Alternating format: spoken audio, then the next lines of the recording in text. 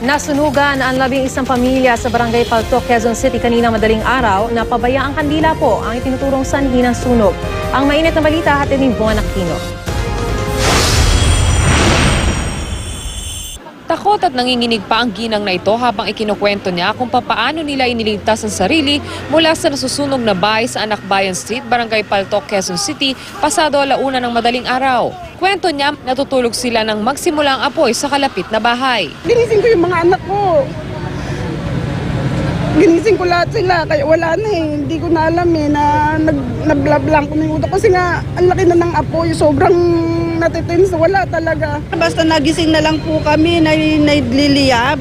Kaya ginising ko na po yung mister ko. Sabi ko ganun, sunog. Eh, paglapos po namin, marami na pala pong nasa labas. Ayun na lang po, pagkatapos nun, nilabas ko na po lahat ng mga bata. Base sa inisyal na investigasyon ng Bureau of Fire Protection, naiwang kandila sa bahay ng taga roon na si Jimmy Lana ang dahilan ng sunog. Itong bahay na ito ay wala po siyang kuryente, ang ginagamit lamang po ay kandila. So yun po ang sinasabi ng mga investigators natin, ayon sa mga investigators natin, na pinanggalingan po ng sunog. Aminado naman sila na nawala silang kuryente, pero wala raw siya sa bahay na mangyari ang sunog. Ano pong nangyari? Kasi ang sabi po ng BFP, sa bahay niyo daw po nagsimula yung sunog. Hindi ko rin po alam eh. Opo, bakit po? Dito po ako, ginising na rin lang po ako.